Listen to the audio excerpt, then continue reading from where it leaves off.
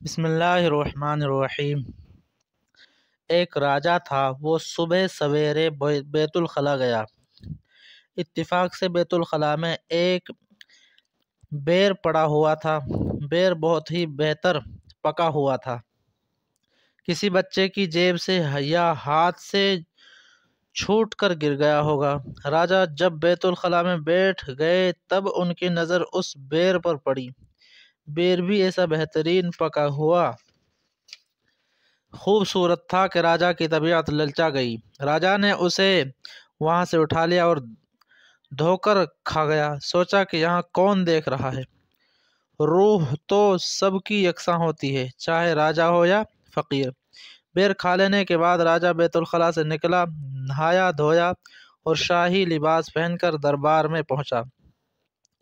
دوسرے امیر، امراء اور وزیر پہلے سے دربار میں موجود تھے۔ دربار میں پہلے تو کچھ دیر گانا بجانا ہوتا ہے، وہ گانے والی عورت ہو یا مرد، بہرحال گانا ہوتا ہے۔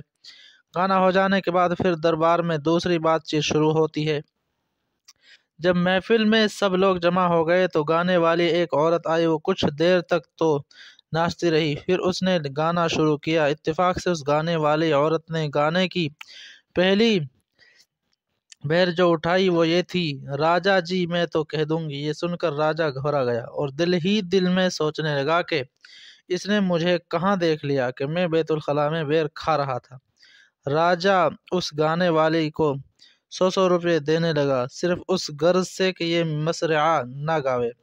جب اس بہر پر گانے والی کو رقم ملنے لگی تو وہ یہ سمجھی کہ راجا کو یہ مصرعہ پسند آ گیا ہے، اسی وجہ سے مجھے انعام مل رہا ہے۔ ادھر راجا کا میٹر فاسٹ ہو رہا تھا کہ یہ کم بخت کہاں چھپ کر کھڑی تھی کہ مجھے دیکھ لیا۔ بہرحال اس گانے والی نے پھر کہا: راجا جی میں تو کہہ دوں گی۔ راجا بہت گھبرایا کہ اس کو کیسے خاموش کیا جائے، تو 500 روپے دینے لگا تاکہ یہ خاموش ہو جائے اور بیت الخلا والی بات اوپن نہ ہونے پائے۔ جب اسے 500 روپے ملنے لگے تو ماری خوشی سے کہ پھولی نہیں سمائی اور راجا کی طرف دیکھ دیکھ کر اور انگلی کا اشارہ کر کر کے گانے لگی: راجا جی میں تو کہہ دوں گی۔ 500 روپے دینے پر بھی جب وہ خاموش نہ ہوئی تو راجا کو غصہ آ گیا اور گانے والی سے کہا: کہہ دے بیت الخلا سے اٹھا کر میں نے ایک بیر کھایا ہے۔ اتنا روپیہ دینے کے باوجود کہتی ہے میں کہہ دوں گی، تو کہہ دے۔ یعنی راجا نے خود ہی کہہ دیا کہ میں نے بیت الخلا سے اٹھا کر بیر کھایا تھا۔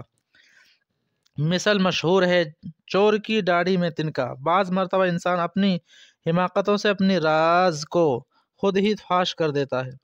اس کی ایک مثال یہ واقعہ بھی ہے۔ اس واقعہ سے یہ سبق ضرور ملتا ہے کہ انسان کو تنہائی میں بھی کوئی ایسا عمل نہیں کرنا چاہیے کہ اگر اس پر دوسرا مطلع ہو جائے تو رسوائی اٹھانی پڑے۔ جو لوگ معاصی کا ارتکاب کرتے رہتے ہیں، افسوس وہ اس بات کو بھول جاتے ہیں کہ کل میدان محشر میں پوری مخلوق کے سامنے رسوائی اٹھانی پڑے گی۔